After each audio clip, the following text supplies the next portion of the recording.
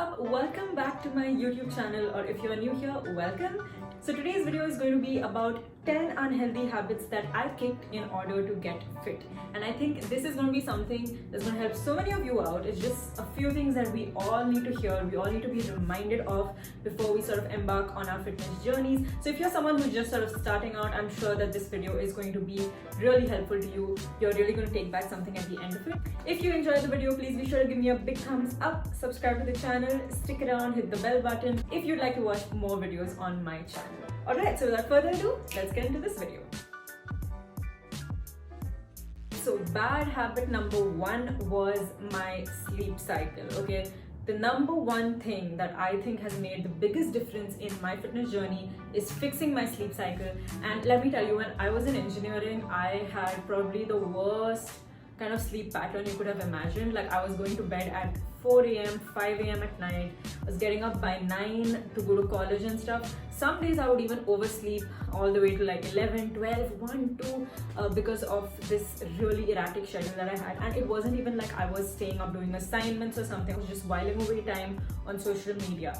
So if you're wondering how sleep and weight loss or fat loss are related, I would suggest go and head over to my Instagram, where I've covered this and presented forward a study that might sort of, help you understand how this is related through the findings of this study that were done in a research lab. But long story short, sleep is absolutely fundamental, especially if you are sort of on like a weight loss, fat loss journey. Inadequate sleep can, of course, it's gonna make you super tired throughout the day. You're gonna be groggy, you're gonna be lazy. These are things that I suffered from personally, and also it makes you hungrier. How? First of all, obviously it has to do with ghrelin, that is aka the hunger hormone that really kicks in. It makes you feel hungrier. It makes it harder for you to adhere to your diet, or like the total amount of calories that you need to be intaking to be in a deficit. So you might think that you're eating in a deficit, but those little snacks here and there that you eat, at midnight, at 2 a.m., at 3 a.m., just before you go to bed, it really just adds up. And that's what I was doing as well. So even now, as a coach on Miracle Training, what we do is we actually have habit coaching on our app. I have assigned a digital detox to so many of my clients. That's to sort of make them incorporate a habit of just keeping their digital appliances away for at least an hour before bedtime, just establishing like a bedtime routine. So the number one thing that I got rid of was my erratic sleep schedule. Alright, so the second bad habit I want to talk about is related to food.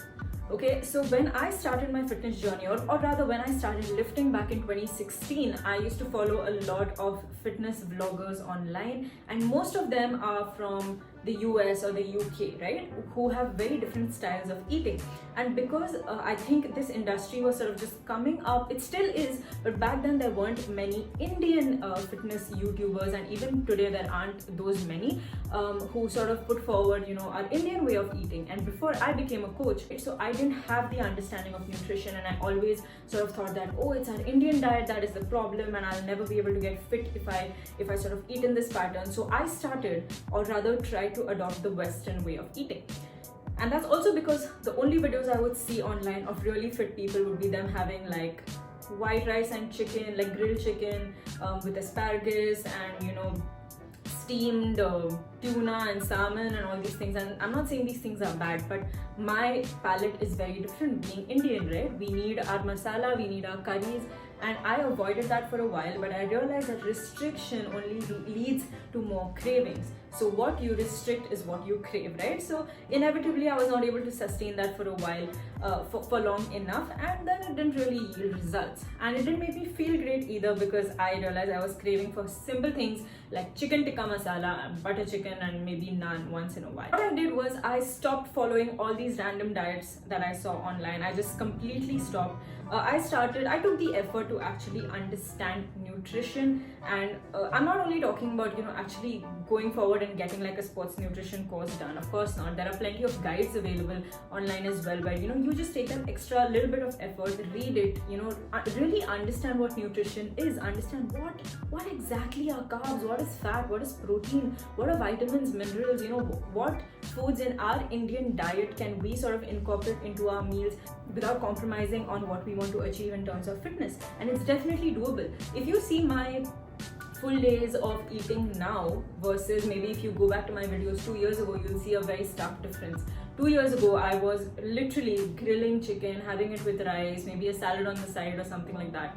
And today I'm eating nothing but Indian food almost all day long. And this approach I know is sustainable for me long term, and that's why it's working. So more than any sort of diet, like any fad diet you see on the internet, your ability to adhere to that diet long term is what is going to determine what your results are. Now, my unhealthy habit number 3 that I kicked is actually related to junk food. Now, did I cut out junk food completely 100%? No way. I am human. I do crave my burger, my pizza, all of this from time to time, and I needed to stay sane, right? And again, I've said this so many times, there's absolutely no need for you to cut any sort of food group out of your style of eating permanently. But what I used to do was, back in 2016, and I remember this so clearly because I had put on a great amount of weight. I was a little bit stressed out around that time as well due to some personal reasons, and I ended up eating McDonald's 4 times a week. No exaggeration at all, okay? And every time I would order from them, my order would be chicken Maharaja Mac meal, which is already like a double stacked burger, right? With like a large fries. I'd have Coke on the side, and I'd also order McFlurry. I'm not kidding. I used to eat all of this in one sitting, and this was usually my dinner on like 4 out of 7 days of the week. That's not what you want to be doing. So what I sort of slowly started doing was, if I did crave McDonald's, then even today, if I do crave McDonald's or KFC or something, I'll maybe just order the burger and I'll have water on the side. Correct? So cutting out all this unnecessary, large fries and Coke, or maybe I'll get a Coke Zero or a Diet Coke or something like that. I feel like a lot of people shame other people for picking things like Diet Coke at McDonald's, right? Because they'll go like, oh haha, you're eating at McDonald's anyway, why bother with the Diet Coke? But no, it does make a difference, because let's say I am trying to consume like 1600 calories a day, but that one full McDonald's meal causes me to cross 1000 calories. Whereas if I just pick the burger and have water on the side, it's just going to be maybe 500 calories, right? I can save the rest of that for the rest of my day. So it does make a difference, these tiny choices. I stopped getting ice cream altogether because I realized I don't really like it all that much anyway. I never crave the entire McFlurry. Like, I never crave the whole thing. For me, when it comes to desserts, I can have a couple of bites and I'm done. So that is like a self-realization thing about, whether I really want it and whether it is worth it at all. So I'm not saying you need to make, super calculated choices and decisions when you're at a fast food joint. If you're there to purely enjoy yourself and not really care about the calorie intake, then that's perfectly fine. But if you are working towards a specific goal, and having that entire meal is going to throw you off your game altogether, but you're still craving that burger, I just want to say it's okay to go ahead and have that, but mindfully, only consuming the things that you really want or really need. If you're craving fries, you go out with a group of friends, you can always pick up a couple of fries from them, and that's usually enough to satisfy you. So yeah, I think habit number 3 that all of you should incorporate is practicing mindful eating even when at fast food joints. Alright, now this brings me to habit number 4. I stopped overeating at social events. Now what I mean by this is, back in college, we used to go to Barbecue Nation a lot. For those of you who don't know what that is, it's literally a eat all you can kind of a place where you pay about, I think, 800 to 1000 rupees, and it's a buffet, right? You can eat as much as you want. And I feel like we always went there because chalo, we've paid this much, abhi vasool karte. Let's make it worth the money, and we would really overeat. And when you see everybody around you sort of eating so much food and going back for seconds because you've paid a certain amount for it, you could sometimes succumb to that pressure and get more food even if you don't want to. Or maybe there's just so many things in front of you at that buffet that you can't resist but go back for seconds because you can't fit all those items into one plate. But I think when I realized how much damage this was doing to not just, okay, it's not just about like, oh, calories in, like how much am I eating, but it never made me feel good. Like, it was so detrimental to my energy levels also. Like, I would eat a large meal at Barbecue Nation and just feel super tired and sluggish all day. Food is something that I think of now as something that's supposed to energize you, it's supposed to make you feel good, right? That meal didn't. So I have learned not to overeat in social situations just because everyone around me is eating. I think if you struggle with this, wherein let's say you are out with a bunch of friends, everyone's eating a lot, they're offering you more, and you struggle to say no because you're afraid of, you know, how they'll take it, whether they'll make fun of you or they'll be like, "Arey, what is all this diet and all, just eat."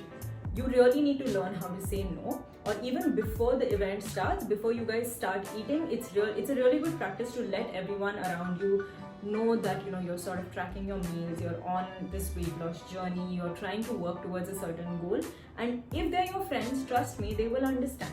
All right, unhealthy habit number 5 that I kicked was setting unrealistic body goals. Okay, so like I said, when I started lifting, I was following people from the industry who were bodybuilding competitors, specifically in the bikini category, which is an extremely sort of lean physique, very low level of body fat to get to.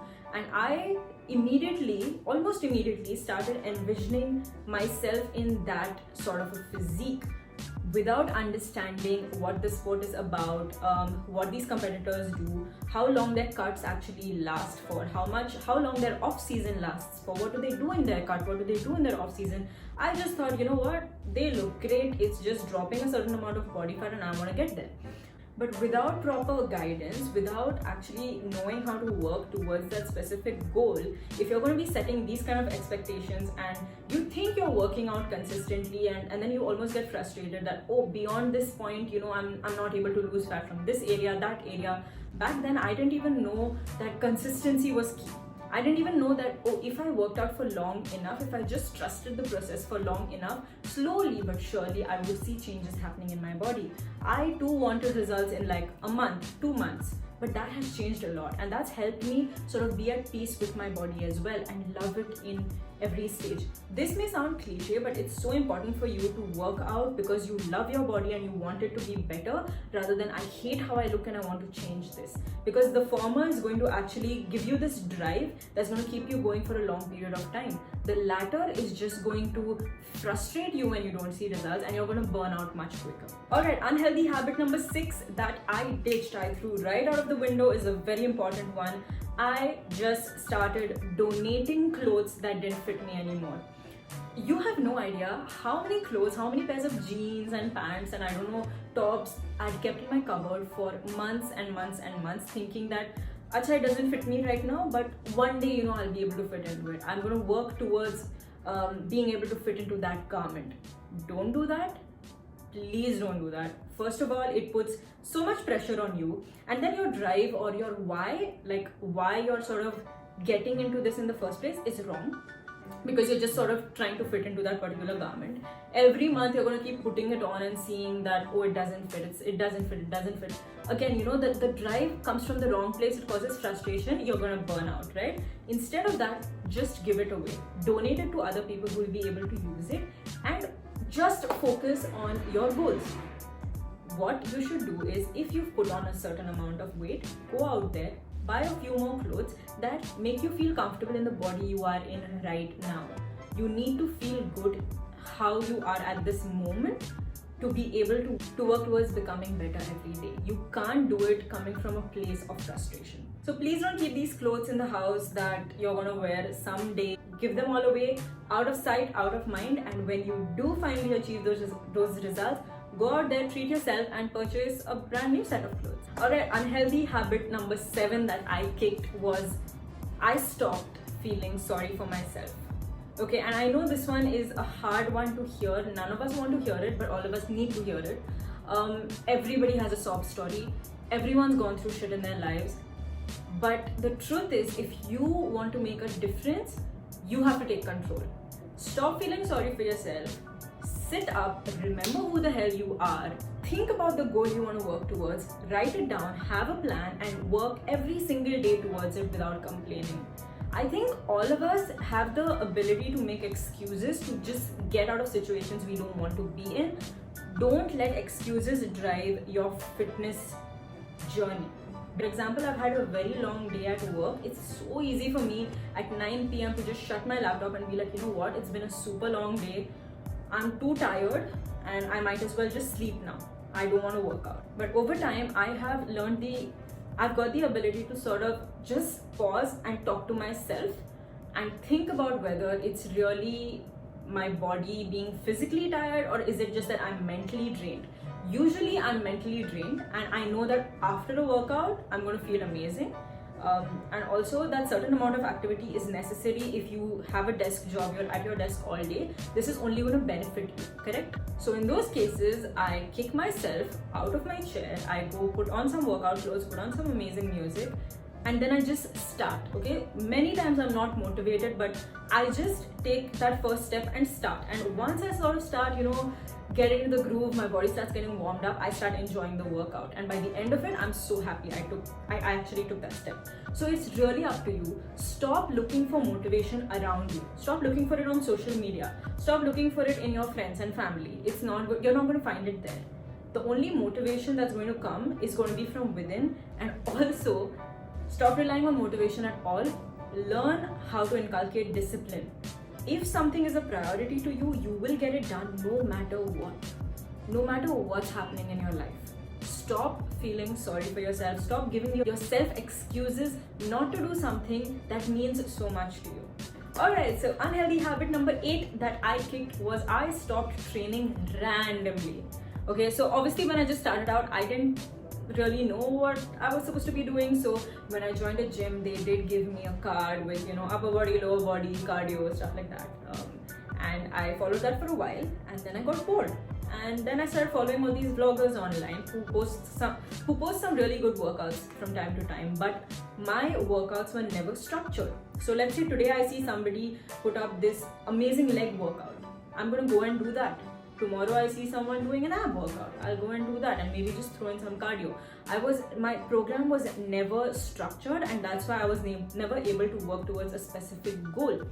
Whenever you're training, there could be a lot of different adaptations you're trying to achieve, right? One could be maybe just improving aerobic capacity. For this, you'd have to do a lot more cardio. Second would be anaerobic capacity or endurance. So the best example for endurance would be marathon runners, right? That is what they train for.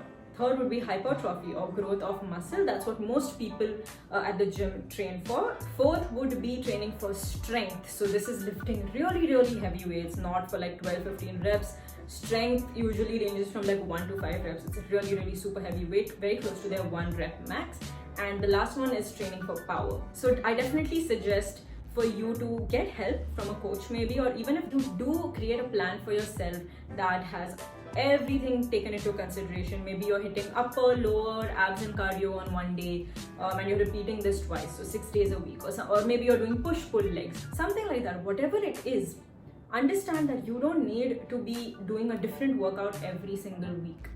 That same structured program can and should be performed for at least 4 to 8 weeks. So for example, for hypertrophy, you will need to perform that same sort of structured workout program for 8 to 12 weeks, consistently increasing either your load or your total number of reps week after week in order to get stronger, in order to really see some progress. Don't be doing random workouts every other day. It's really not going to help you out. Alright, unhealthy habit number 9 that I stopped was giving the number on the scale more importance than other health markers such as my body fat percentage and lean body mass. So if you guys have seen the rest of my videos, you know how much I love my bioelectrical impedance scale, which helps me measure a lot of different parameters. It doesn't just take my weight into consideration. I've got BMI readings there, I've got body fat, I've got body water, visceral fat, metabolic age. There are so many different things that scale tells me, and day after day when I keep tracking my progress, I'm able to see the changes not only in my weight but also in the amount of body fat I'm dropping. So let's say my body fat is dropping week after week, I know that's a good sign. Let's say on the other hand, if my body fat was pretty much the same and I just saw my lean body mass decreasing, then that would have been an alarming sign for me, and then I would have been able to take action accordingly. So you have to understand that your weight really doesn't tell you everything you need to know, and there have to be other parameters that you hold more credible for your health than just the weight itself. Alright, so the last thing I want to talk about is I stopped overtraining and expecting results too quick. I think as I started lifting and I started enjoying the sport, I just wanted to do more and more and more in order to get results faster and faster and faster. and overtraining can be so detrimental to you all. I can't even explain. You need to take your rest days as seriously as you take your workout days. Your body really needs time to recover. You really need to fuel your body, feed your body well in those rest periods so that you're able to come back at the gym and perform better than you did last week. So try not to do too many things at once. It's really not going to speed up the process. The higher the frequency of your workouts doesn't necessarily mean the faster your results, correct? So fitness is definitely a lifestyle. The longer you stay consistent, the more you're going to see results, all right? So it isn't there are no shortcuts in this journey.